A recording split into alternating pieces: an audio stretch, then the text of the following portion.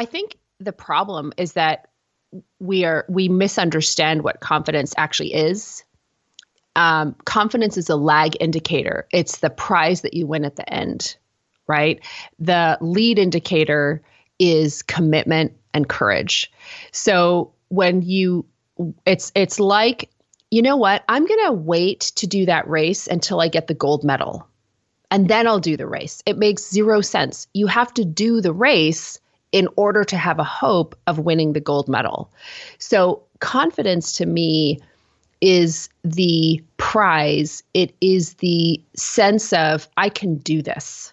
I can do this. This is the Anthropology Podcast, the podcast where we optimize the bodies, brains, and lifestyles of entrepreneurs, go-getters, and world-changing innovators.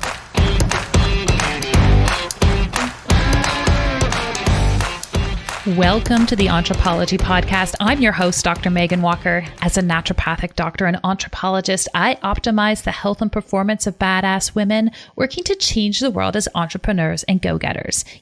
People exactly like you. Your business, body, balance, and inner badass, these are the themes we are exploring. My guest today, Eleanor Beaton, is a fellow Canadian and passionate supporter of women as entrepreneurs. We had an amazing conversation delving into the nuances of radical conviction, confidence, and the attitude and mindset that are required for women to take their businesses and their leadership to the next level. It is a timely conversation that is going to challenge you to get outside your box and outside your comfort zone. It is truly my pleasure to introduce you to Eleanor Beaton.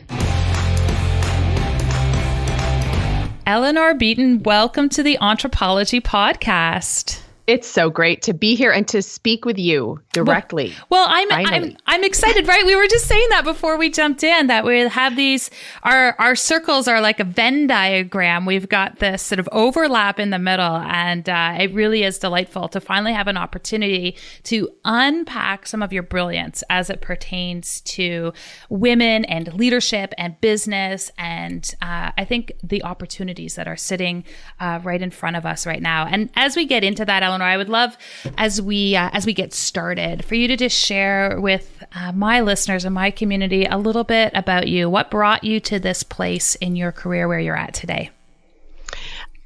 When I was a teenager, I grew up in a household. We immigrated to Canada from the United Kingdom. I'm a biracial woman.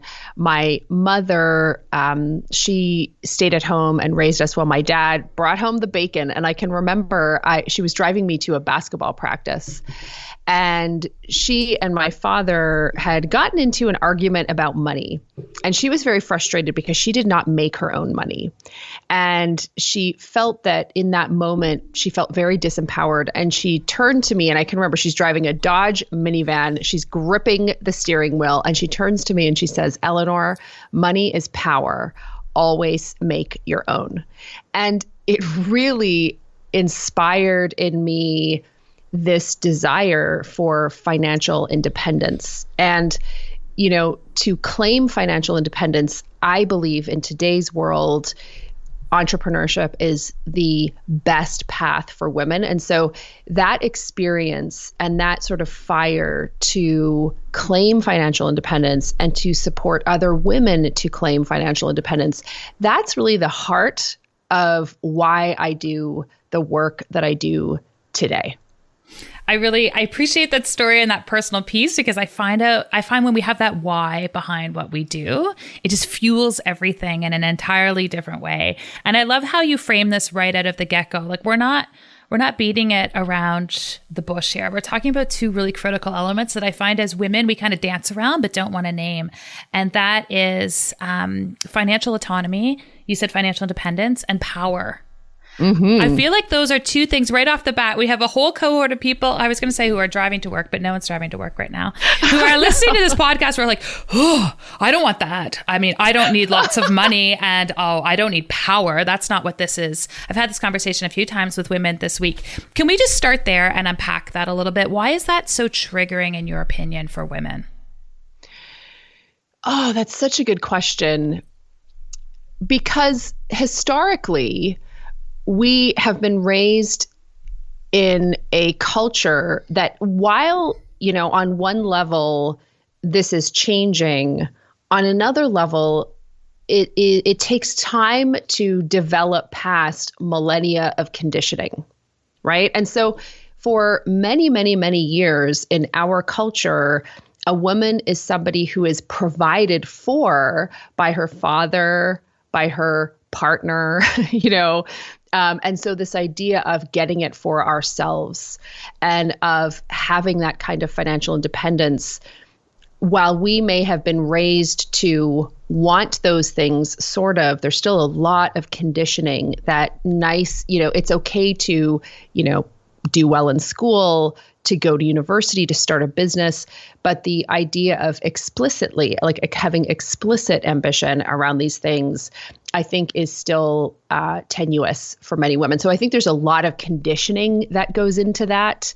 And I have certainly seen it. It's so interesting. There's this undertone in so much of the women's empowerment movement, which is that it's okay for us as women to do what we do in order to make the world a better place. It's not okay for us to do what we do because we want to have financial resources. And I personally would argue that you can have impact no matter where you are in the world, but when you are financially resourced, you have tremendous power to create and drive change if you want to. Yeah, I love that you say that. And I feel like opening that up and settling into that realization is just part of that growth that we experience as entrepreneurs. And when you sit in a room where you're like, wow, I do have power and a voice here because I have the credibility of having created that independence and that foundation and that sustainability in my business. It's a different conversation that you have access to. It's a different capacity for impact that you have access to. Yeah. And, sometimes I forget, because there was a time, as I was developing my voice as a leader and my voice as an entrepreneur and so on, where I felt that I needed permission. And I know we're going to talk about confidence here in a moment. It's kind of the vein that runs through everything we're talking about here. But there was a time when I felt that I needed permission from other people to be able to speak about ambition, to be able to speak about the desire to have financial independence. And now, I've come to this place where I've had so many conversations with women about how refreshing it is to speak very openly about money and power, that I think for me and someone like you, just kind of having those conversations, talking about the desire, to be able to have wealth and to use it in a way that shapes the world in a way that we want to see it. To me, being that example is so powerful, I think. Well, and you're bang on there when you talk about this notion of permission, and I'm sure you have this experience in the women that you work with as well. It's the number one thing everyone cites. They're like, well, like once we get down to the core of it, they're like, well, I was kind of waiting for, my father or my boss or like somebody be like, okay, it's your turn now. Like here you go. We're all cheering you on at the starting line. But that's just not how it works. Like the permission's on the shelf. You grab it. You have to go up and grab it. You have to take it. A couple of years ago, this was so funny. I was with my kids at this like Thanksgiving race. It was a Thanksgiving fun race. And so the girls would line up to race and then they'd get started and then the boys would line up to race. And it was so funny because I was watching the girls and they were all at the line. So there'd be like 100 girls and they were all, not one of them was stepping over the line. The boys are at the line, but they're not at the line. They keep moving past the line. By the time the race started, the guys in the front, these like 8-year-old boys, were 10 feet in front of the line. And so it's interesting how whatever we're doing culturally is showing up from a really, really young age. And I don't necessarily think it's a bad thing that the girls were like, look, here's the line. Let's be legit and real here. Let's just make it fair and we're going to wait at the line. So I don't want to make us wrong. You know what I mean? Like, yeah. Yeah. But you could see it already, the difference in attitude between what we're allowed and not allowed to do.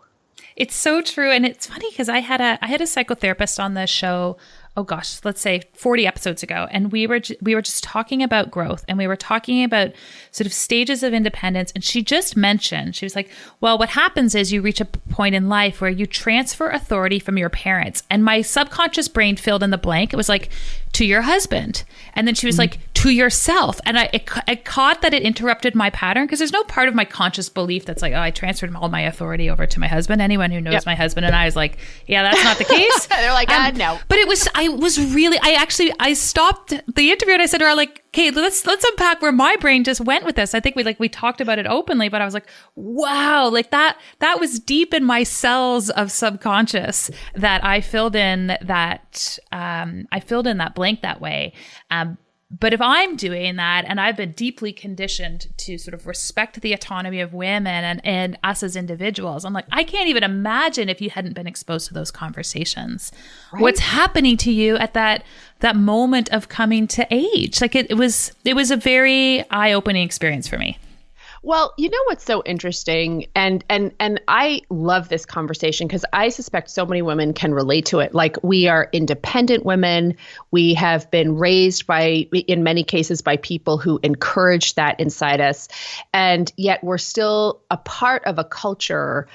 We're part of a culture that still has an ambivalent relationship with powerful women.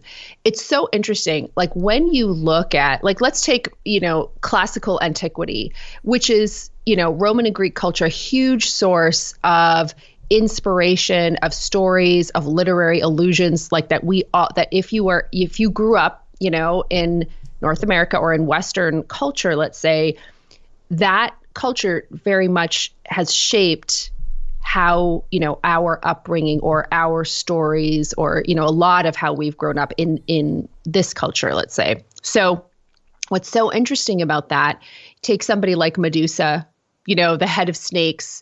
In order to step into his power, Perseus had to behead Medusa. What's so interesting is when you look at most powerful women political leaders, they have classically, there are thousands of cartoons that depict them as Medusas. So there is a deeply ambivalent relationship that our culture has with powerful women. We're not sure how we feel about powerful women. And there are so many instances in culture of arts, and legends where powerful women have been beheaded, had their tongues cut out. I mean, this sounds so visceral. I know people are like, oh my God, I'm trying to have my lovely morning tea. But let's just go for it here, Megan. If you watch CNN, you can handle this conversation. So this is what we're trying to, of course, this is not something that shapes us every single day, but there's a resonance, right? There's still a mild hangover in our culture of looking at women this way. And I think that's when we're looking for permission, this is partly the soup that we're swimming in. Yeah, I totally agree. And when we have other people in positions of leadership, I'm not going to call them leaders, who refer to powerful women as nasty and use derogatory language, it continues to set us back. It continues to reinforce that subconscious message that I referred to. And it makes it that much more difficult. I find sometimes even myself, and I don't know about you, maybe you've evolved past this, I overthink my interactions. So I'm like, if I act this way, then I'm going to be perceived as a bitch. And if I don't act this way, then I'm going to be perceived as soft. And I catch myself being stuck in my head about how I navigate my behavior at times, because I do feel like there are so many other layers to how we interpret women doing powerful work. Do you get caught up in that sometimes? I do. And you know what's so interesting is, and I was thinking about this as you were sharing your experience, I don't know if you've noticed this. So for me, the sphere in which that has happened has changed. So I'll give you an example. So when I started blogging, I started my very first blog in 2013. And it was before that, I had very much been behind the scenes. But, for a woman to publicly share her ideas is a radical act, and so I started blogging, and I can remember feeling so afraid of judgment and criticism anytime I wrote something that had any sort of bold opinion or strong wording. I had, what Brene Brown would call like a vulnerability hangover. I felt like I'd overstepped. I felt like I was coming across as aggressive, yada, yada. So in the beginning, my fears and my insecurity were really related to nameless, faceless masses, even though there were like 20 people who were reading my blog at that stage. But you know what I'm saying, right? Yeah, I do. As I have developed and grown, what's so interesting is that circle has gotten a lot smaller. So now what the masses and what nameless, faceless people would think isn't really an issue anymore. But for me, where I start to question myself is, say, with my team. Right. So it's like, hey, did I, so I just really laid down my expectations very clearly just now. Was that too much? Yeah. So it starts to, that completely happens to me. And the sort of sphere in which that happens, ironically, gets smaller and smaller, where it's more of those sort of closer relationships, especially leadership type relationships, where you're leading people and managing people. That's where I've noticed it coming into play more and more. Well, and I think too, as you become more and more conscious of the power of the people that you put around you, it enables you to accelerate past that place where you are stuck in your head. Because you really, your cohort and your colleagues are all, they're all managing the same things, but they're all working to evolve past it. They're all moving in the same direction. And it's interesting because I find that I'm at this phase of life where the cover of all the journals at the bookstore are starting to make sense. Like the quotes that they're using and these old adages that you've heard this whole time. You're like, yeah, I get it. You're like, no, I get it now. I feel it now. Like my circle matters. Like I now viscerally understand what that looks like. And all of that, in my experience, really starts to fuel and accelerate one of the things I really want to talk about today, which is confidence. And how do we cultivate confidence? Because similar to the permission to step into a state of ambition and financial independence, I also feel like we're waiting for confidence to arrive in a package on our front door. They're like, well, once I'm confident, I'm ready to go. Once I have that wardrobe, I'm ready to go. It's an acquisition that we get all at once, as opposed to something that we earn. Can we start to unpack this notion of confidence? Because I know this is something that you are incredibly passionate about. Well, I think the problem is that we misunderstand what confidence actually is. Confidence is a lag indicator. It's the prize that you win at the end, right? The lead indicator is commitment and courage. So when it's like, you know what, I'm going to wait to do that race until I get the gold medal, and then I'll do the race. It makes zero sense. You have to do the race in order to have a hope of winning the gold medal. So confidence to me is the prize. It is the sense of, I can do this. I can do this. And how do we know we can do this? Generally, because we have done it, because we have tried, right? Right. So before, what precedes confidence is, number one, commitment, like the willingness to bet on yourself, the willingness to try, the willingness to fail, the willingness to, for women, I find this can be crippling for women, the willingness to be seen to fail publicly, right? Because there's so much pressure on us to be perfect. So I think, once I realized that confidence doesn't feel like the path to getting confidence. We think that we feel engaged, we feel on it, we feel totally competent. That's what happens at the end of the path, right? At the beginning of the path, you feel like a hot mess. You're kind of sweating. You're not sure if you can do it, but you're filled with hope. And also you're filled with a commitment to at least try. So I think once we understand that confidence is a lag indicator, the lead indicator, the thing that you do first is commit and have courage. I think that fundamentally transforms our relationship with confidence. And so for me, it's really about creating environments where women feel supported to try, where women feel supported to fail, and where women have the support to publicly fail and feel humiliated and keep going. Because that's important too. What does that environment look like? To me, it looks like having other people who are in the ring with you and listening to their voices and their voices alone.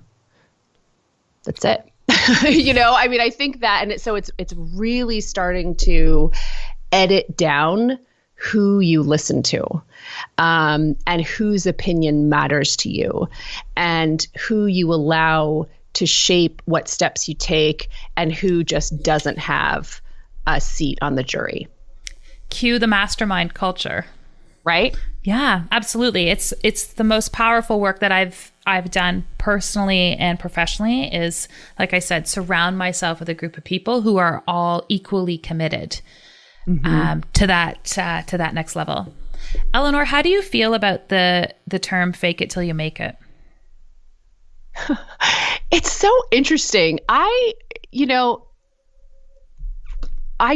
There's something about that feels inauthentic, in the sense that, so when people say fake it till you make it, I get what they're saying. I think what they're, for me, the way that I get my head around that is, did Steve Jobs know that he could make a dent in the universe? Was he certain that he could do it when he said he wanted to do it? No, but he had faith in himself, and so he was, so he was sort of faking it till he made it. He didn't have 100% proof, evidence, concrete confirmation that he was going to be able to get to the promised land he was trying to get to, but he had confidence in his willingness to try. Where I sometimes run into problems with it is in the sense that, when people start to talk about faking it till it's like the people who, it's people who use that as a license to give advice, to claim expertise in an area where they're really not qualified to do it. Right. Which is the imposter syndrome, which is all of those pieces. Yeah. And I mean, some people I wish would have more imposter syndrome. I'm going to be honest. Some people I'm like, oh, you need a little imposter syndrome. You need to get your fundamentals in place. Yes. First, right? Like some political leaders, for instance, you kind of wish they had some imposter syndrome. Usually but we won't mention any names. I know, we won't mention names. The people who often suffer the most from imposter syndrome are the people who typically least need to have it. So the people who are, you know what I'm saying? Totally. That's yeah. And when you talk about this notion of courage, like making this commitment and then having the courage to step into the ring, I feel like for some people that's the leap, right? Yeah. Is like, oh, but where? I thought it was confidence that I needed, but you're right. It's courage, new word. Where do I get that? Like, how does that tie in to this concept that you talk about, which is radical conviction? Mm-hmm. It starts with your vision. It really, really starts with your vision. And I think, when it comes to cultivating courage is like this glorious state that's bookended by two things. On the one hand, it's bookended by the vision of where you want to be and where you want to go. And taking time, I think it's so important for women to take time every day to just quietly envision their vision, to give ourselves permission to have the time and space and understand that maybe the most important work you do today is taking 5 minutes to imagine and see where you will be 5 years from now in as vivid detail possible. And that is a muscle. Like the vision muscle is a muscle, but allowing that to exist, and that vision becomes so compelling that it becomes this thing that draws you toward it, and I think that's at one bookend. And the other bookend is like a gritty why. It's the real reason. And this is so interesting. As I started working with women, particularly the women that I work with in my business. And so these are women, they're fabulous. They're typically fairly well educated. Sometimes they're self-made. Sometimes they came from, an affluent family or a middle-class family, but they're in a position right now of privilege and comfort. And in some cases, that privilege and comfort, the thing that you have to overcome in order to have courage to go for the things that you want is this comfort, is a willingness to step away from the comfort. So we start to lose touch with our gritty why. And I started to see this as I looked at some of the most successful entrepreneurs I knew, some of the grittiest entrepreneurs I knew who overcame significant adversity, growing up. And so they had a gritty why. I will never go back to handouts and, poverty. So for many of the people who are listening, you don't have that experience necessarily. So it becomes really important to understand, on the one end, what's your vision? But on the other hand, why does this really matter to you? And for me, I'm business partners with my husband, but our business is like, I'm the founder and CEO of it. And for me, the gritty why is really having a financial fortress for my family. So if something happened to me tomorrow, they're going to be okay. So sometimes I dust that one off when I need some extra courage. I love that idea of a financial fortress. Right? Yeah. Who doesn't want that? It's like, it's just fun. Well, and it's also powerful language. Mm-hmm. And the language piece matters. And I came across a website of someone who's doing really awesome work. Well, she's been on your podcast, Allie Brown. And I was looking at some of her programming, and she was really explicit. She was like, this program is not for women who are questioning their why, or who are experiencing self-doubt, or who need someone to hold their hand to go to the next level. Like, this is for women who are totally confident where they need to go. They require some clarity. Like, the language was so much more powerful. It was next level. The power of the language excluded an entire cohort of individuals. And I appreciated it so much because it required that you sort of broaden your shoulders and step into the room in a different way. So I appreciate your language in the same respect, because it really does compel you, and frankly gives you permission to step into that right. Next room. Right? Because the conversation's happening. There's lovely, incredible women in that next room over talking about powerful things and not apologizing for it. No. Where does the apology fit into this? Our need to apologize. I find when we consistently get caught in a pattern of saying sorry, we are consistently taking this step back. Do you find that there are elements of language or things that we are doing as women that just kind of keep setting us back? Are there patterns that you love to interrupt that way?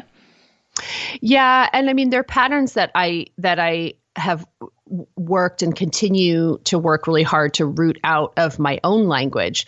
And so there are things like, sorry is one, apologizing. And there's a great Amy Schumer skit about apologizing. It's great. Just put Amy Schumer apology in Google. I'm already laughing. Check it out. Right? It's amazing.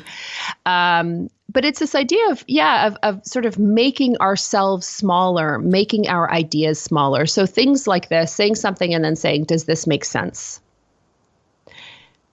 I say that all the time. Right? Keep going. And I do too. And I have to stop myself. Of course it makes sense. We're clear communicators. What we're really trying to say there is, do you hear me? Are you connecting with what I have just shared with you? What we're looking for there is the bond, the connection, that moment where you can tell someone is truly picking up what you're putting down. it's not, the question isn't, are we making sense? The question is, are you picking up what I'm putting down? It's really important that we're together on this before I move on, to the next brilliant thing I was going to say.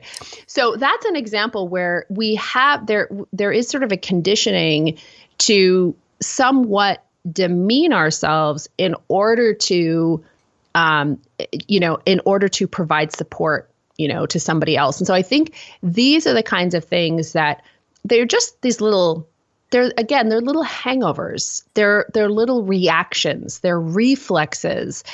But those reflexes over time create an environment that in which, we may be, or we could be potentially making ourselves a little bit smaller than we need to. So that's an example. That's an example of how language and how the way that we communicate can shape our reality.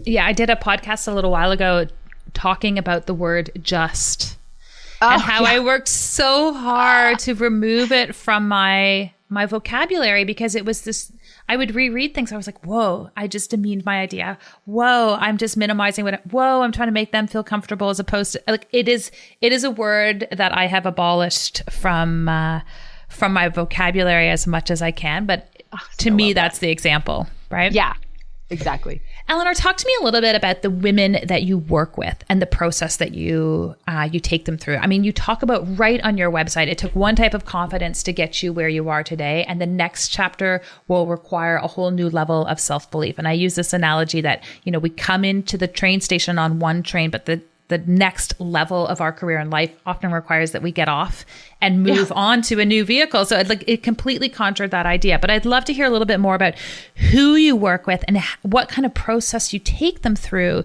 so that they're hitting that next frontier of their career and of their life. The women that I am working with, I call them SAFIs, Self-Actualized Female Innovators. And so these are women who, right?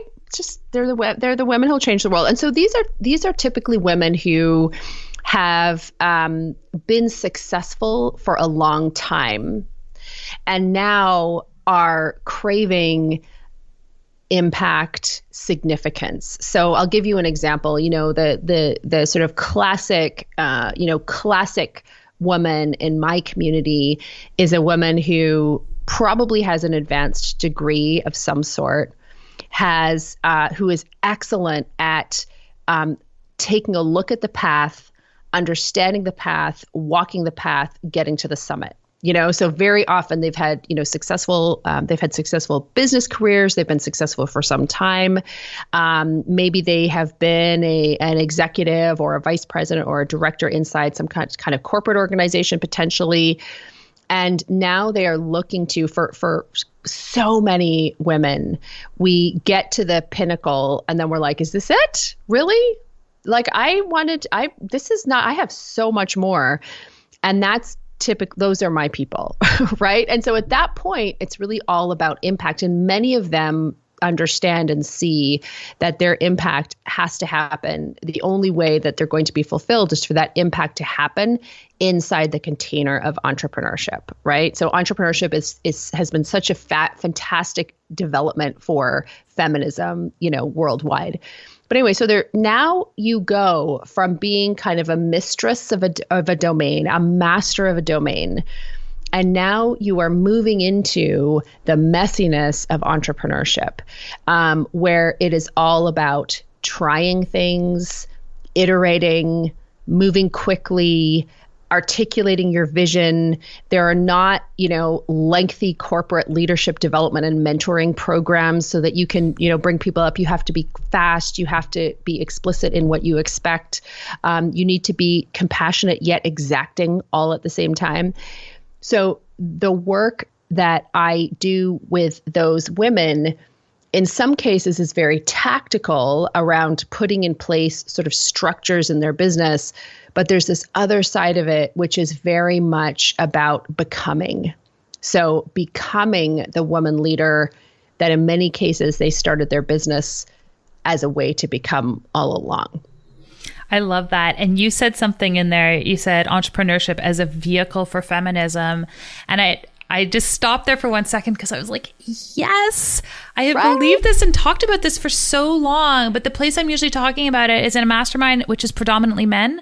And they just look at you and they're like, I have no idea what you're talking about. Yeah, like moving on. I remember I was at one event and we got to each put in a thing we wanted to talk about and explore and see how we could leverage the room. And I was like, I want to talk about entrepreneurship as a way to support women as like the ultimate empowerment tool. And everyone's like, yeah, I don't see what you mean. I was like, okay, this is so interesting because it was so obvious to me. Right? So it's been a long time since I've heard somebody else like really be able to explicitly articulate and recognize that connection, because I think it is such a powerful tool available to us. Well, and we're seeing, I mean, as we're recording this interview, we are seeing major social upheaval and civil unrest as we as a society are questioning entrenched structures and entrenched hierarchies. And I think that the corporate world is a hierarchy. And it's interesting, that you're talking about like privilege is the great, the byproduct of privilege is not having a clue about how the other half lives. Right. So for us, we completely get how entrepreneurship is a vehicle for feminism, for people who have been privileged not to have to find their way outside of regular structures in order to be able to really bring their fullness, the fullness of who they are into being. I mean, if you think about it right now, they're calling the global recession, they're calling it a she-cession because of its disproportionate impact on women. Those women are women who are working inside corporate structures who, we're seeing who have not had the flexibility and freedom in many cases to deal with disproportionate household load. Mm-hmm. Right? Absolutely. So, yep. Yeah. It's just juicy. It's just, I mean, I'm with you on entrepreneurship and, as a vehicle for feminism. And the other interesting thing that I see, and I'm not sure, if this would be a super fun conversation for us to have another time, but it's all, it's this idea that so much of how we talk about entrepreneurship is not geared for women. Unpack that a little bit. So a lot of times I have found that in many forms of entrepreneurship education, it's all about the doing, it's all about the tactics, and it's all about the strategy. And for women, when we are taking risks, it is as much about who we need to be to take those risks. And so you will frequently hear women talking about the biggest prize of entrepreneurship is who you become. We rarely hear men talking about that because it isn't as big of a deal. It's just not as big of a deal to them. For us, it is a huge deal, how we develop as humans as we create something out of nothing, which is what entrepreneurship truly is. Yeah, it's so very true. And as I'm evolving into the next phase of my career, one of the things I oscillated between was, do I just focus on women in entrepreneurship, or do I broaden and incorporate men? My practice when I was practicing was really, it was a 50-50 split. I enjoy working with men, but I was like, darn it, like the next frontier of where I go is really about how we support women and how we penetrate women into more positions of leadership, how we give them more platforms for their voice, because I feel like now more than ever, it's our voices that the world needs. Well, it's interesting. The World Economic Forum released a report a couple of weeks ago that took a look at 139 countries around the world, and statistically significantly, and basically across the board, women-led countries, Germany, New Zealand, recovered much faster from COVID and the resulting shutdowns than countries that were led by men. Women make fantastic leaders, especially during times of crisis and adversity. I agree with you wholeheartedly. This is the next frontier. And it doesn't mean that we're better leaders than men, but it means that there's something, especially, when we look at what our world is experiencing now, this is a powerful time for us. Mm-hmm. And I love that you say that, because it isn't it isn't about being better. It's not that entrepreneurs are better than people in a corporate context, men are better than women. Like I think part of our problem that we are seeing geopolitically is this black and white need to segment everyone into an either or category. And we need some gray with some splashes of pink and this real opportunity to understand that there's different people for different jobs, but we have a different way of leading. I think we're seeing that in our own country right now. And as you mentioned, around the world. As an ND and anthropologist, I have always been on the lookout for unique insights into my own health. While I have gadgets and trackers, nothing has provided me with the kind of actionable information I needed, like lifestyle genetic testing. DNA Labs is a lifestyle genetics testing company based in Toronto, Canada. Lifestyle Genetics offers insight into the relationship between your genes and the lifestyle choices you have access to every day. The frontier of health is precision medicine. Informing yourself and your practitioner about your genetic blueprint provides personalized insight unattainable through any other sort of testing. Whether it is understanding how to reduce your risk for heart disease, Alzheimer's, or depression, selecting the most efficacious medications, or reducing side effects to those medications, or even designing a lifestyle plan and health optimization protocol that harnesses your unique potential. This is the mission of DNA Labs. Acquiring samples are as simple as a cheek swab and can be completed in the privacy of your own home.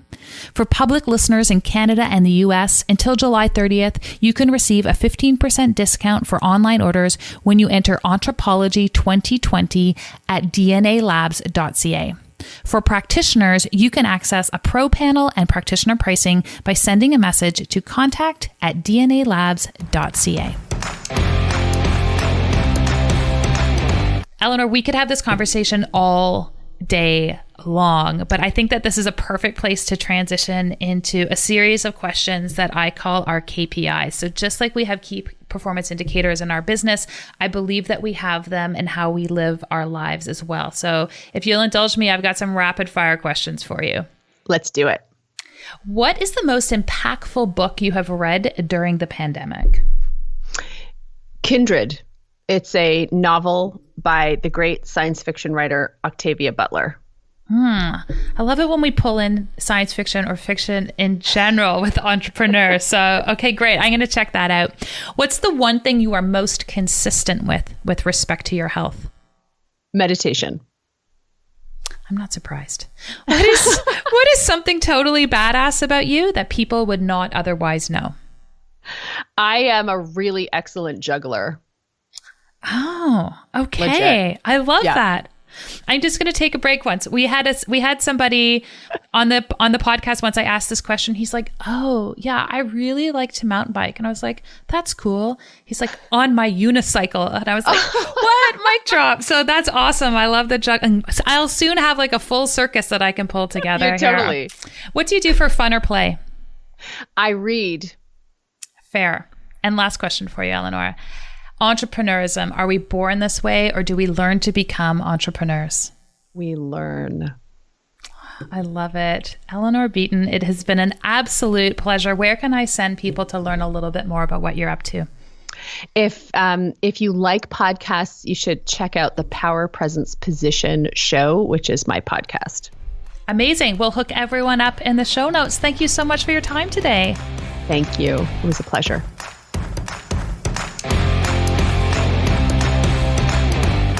I am still totally jazzed about finding someone else who believes that entrepreneurship is this incredible opportunity to drive feminism forward, to help more women in challenging situations. These types of conversations and ideas are the sort of things that I love to talk about in the Anthropology Collective. If you haven't joined us in our free Facebook group yet, I would encourage you to come and hang out with us. And I'd love for you to just think further on this idea. How can we all contribute to elevating and moving women forward through the idea and principles of entrepreneurship, heightened states of leadership, and stepping into courage, the ring, and acquiring the confidence that we need to lend our leadership to the world. I thoroughly enjoyed having Eleanor on the podcast today. We have so many incredible women just like her coming up in the next few weeks. Join us here again next Tuesday as we delve into another juicy topic about taking your business, body, and inner badass to a whole new level. I'm your host, Dr. Megan Walker, and I will see you again next week.